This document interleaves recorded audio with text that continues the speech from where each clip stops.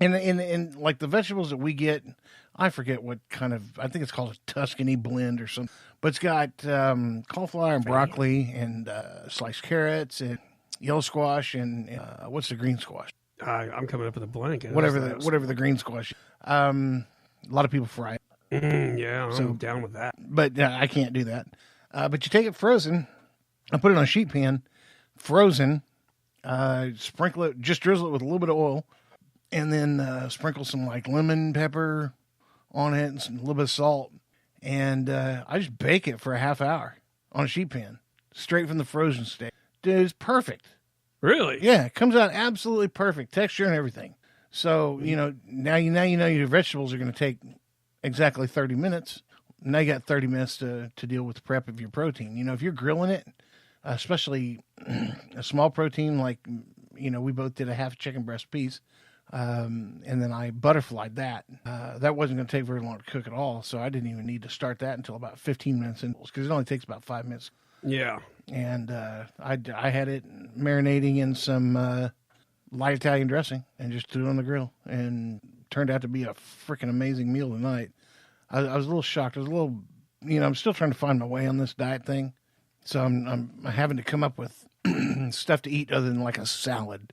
Salad's always kind of a diet go-to. Salad gets old. Yeah, it can real fast. It gets real. And doing the 420 eats, this show's going to hurt, homie.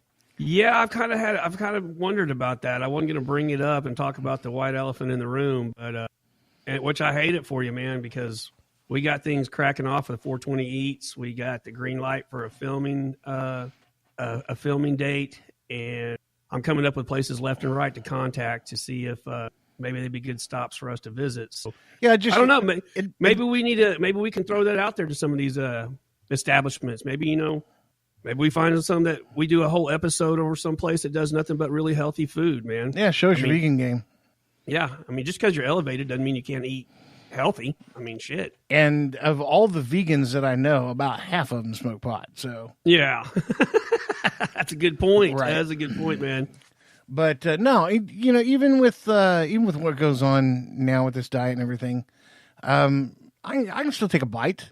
A bite's not gonna kill me. I'd love to be able to take a bite just to be able to judge the food and truly say how good without having to lie about it. But I don't have to consume the whole dish. So right, there's ways that we can get by. Don't worry about homie. Homie be all right. All right, man. I am excited with what we got cracking off with. We got good things in the pipe. We're definitely going to bring it strong on this. So hopefully everybody out there is going to enjoy watching it, and maybe we'll be able to turn you guys onto some new establishments and some new dishes. Maybe you weren't aware around these parts, and hopefully we'll be traveling to other parts. Yeah. So everybody, watch out for your parts. We're coming to them. Invading your parts. Yeah. We are invading your parts. With a gallon of spunk lube under our arm. Yeah, exactly. Okay, can't go anywhere without that. You know what I mean? It'd be funny, too, because we can carry that around like it's we ought to do that one day.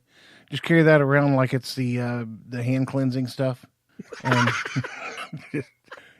that could be good. Hit everybody with a little swizz of that, and like, what the hell? Oh no, that's sex lube, man. Man, we go down to one of the areas downtown on like a lunch break one day. Get some of the business people let us fucking test out our new hand sanitizer. Oh no, I'd want to do that.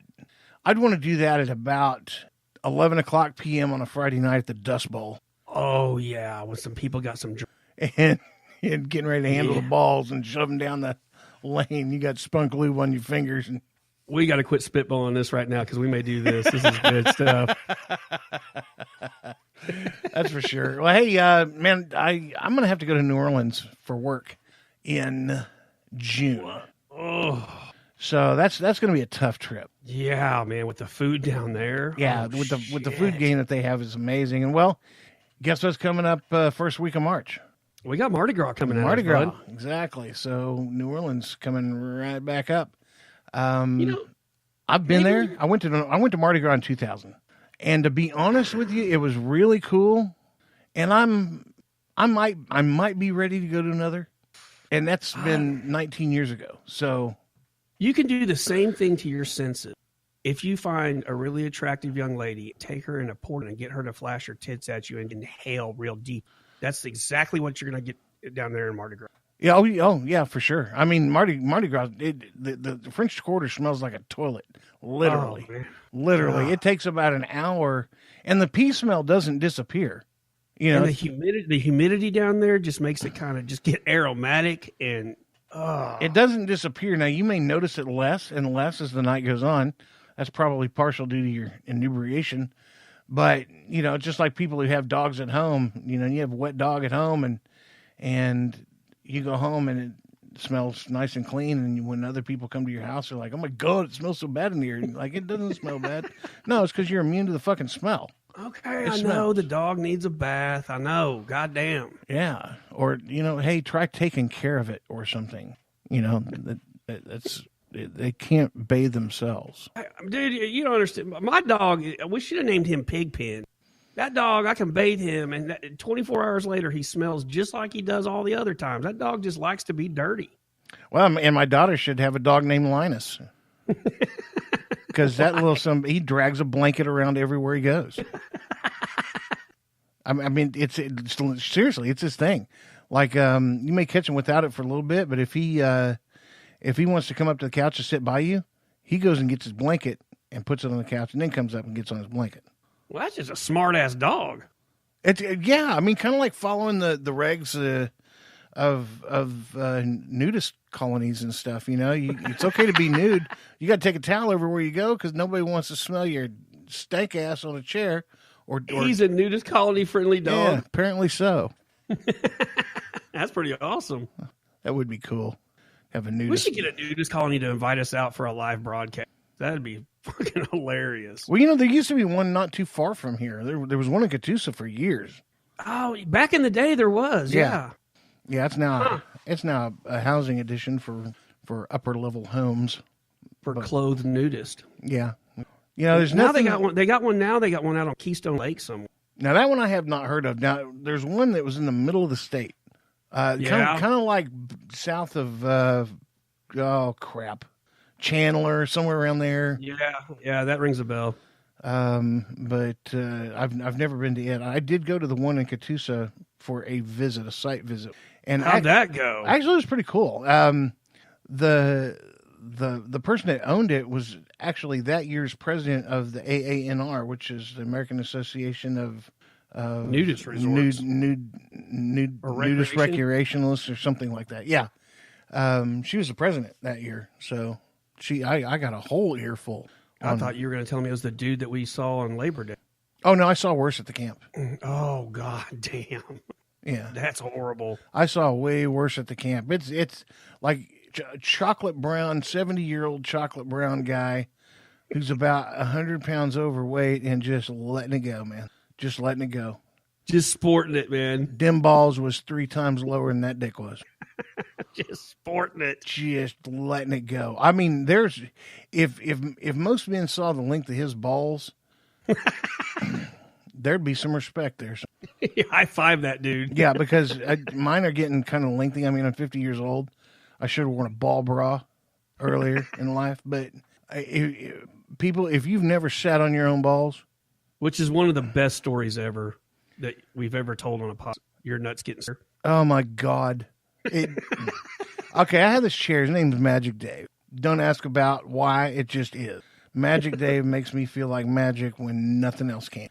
Like I can sit in that chair and just zone out. That's Magic Dave. He'll probably never leave my life.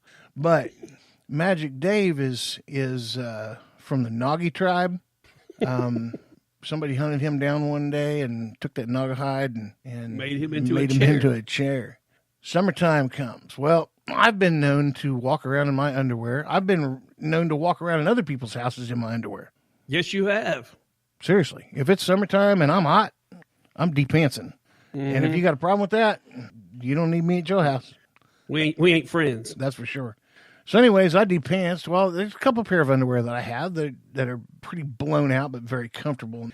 I didn't realize how blown out it was, but I sat back in my chair, had a friend over, sat back in the chair, and I don't care if, like, my kids can come over and I'm in my underwear. I wear boxer briefs, so, you know, women wear those as shorts. So it's not that big a deal. Right.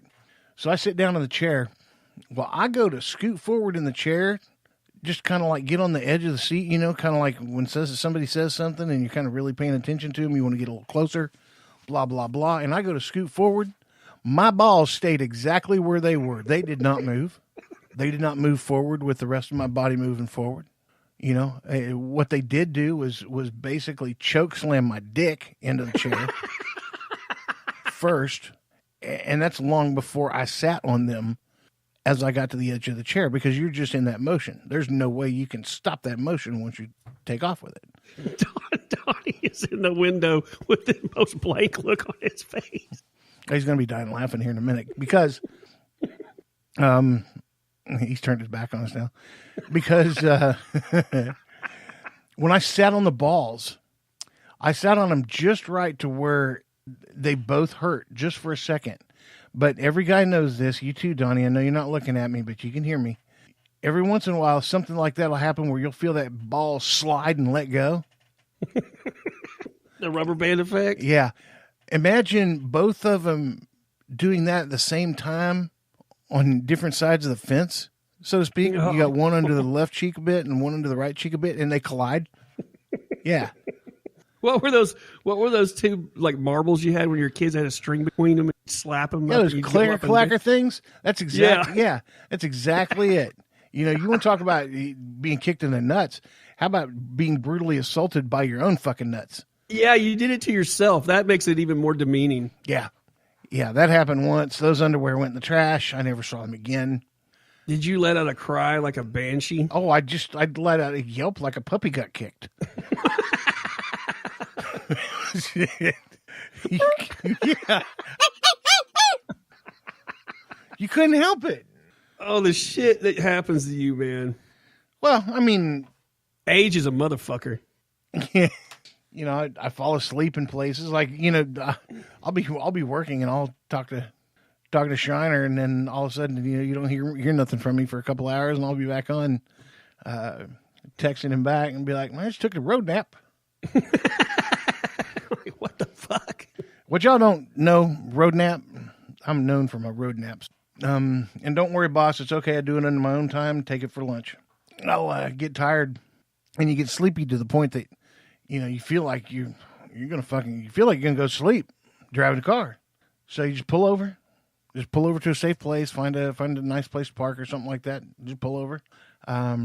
Set my siesta. Yeah, I set my alarm for 15 minutes and lay my seat back in the car, and I have this special green wash rag. It's a microfiber wash rag, because I won't go out and buy a fucking pair of black sunblocker thingies. I have this green wash rag that I trifold, and I just get over my eye, lean back, and take myself about. And most of the time, I wake up before my alarm goes off.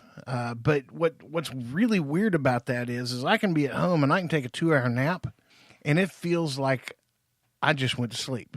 And I can take a 15-minute nap on the fucking road, and it feels like I've been sitting there forever waiting for the alarm to go off. Well, and you're always super rejuvenated after it. Yeah. Like, I'll talk to you after that, and it's like it's a whole brand new day, and you're ready to kick the day in the ass. Like, yeah. I'm like, how can you get that rejuvenated in 15 fucking minutes? Yeah, I only work 4 hours a day. I work 10 days a week. But I work 4 hours a day, so... And then I sleep in between them. So craziest shit I've ever fucking heard, man. Yeah, well, you know, you nobody can ever be me, and I don't want anybody to be me. Number one, sometimes it's embarrassing, you know, to fall asleep on a shitter in a convenience store. It's embarrassing. To fall asleep sitting on the side of your bed because you hadn't quite made it down to the fucking sleeping position, and then you fall forward into the wall and leave a dent in the wall. Of course, I fall asleep in my recliner all the time. That's where the magic from Magic Dave comes in. You know, the only thing that thing doesn't do is it doesn't suck me off and it doesn't massage my shoulder. Well, you'd never go to work if it did. But yeah. So for everybody out there who doesn't have one, go find yourself a Magic Dave to sit in. Magic Dave's. Put that in your life. Put that square in the middle of your life. Just stay away from Naugahide and leather chairs when it's hot outside and you have a hole in the bottom of your underwear and because trust me, you don't want to do it. It was entertaining for our buddy that was over, though. She thought that was one of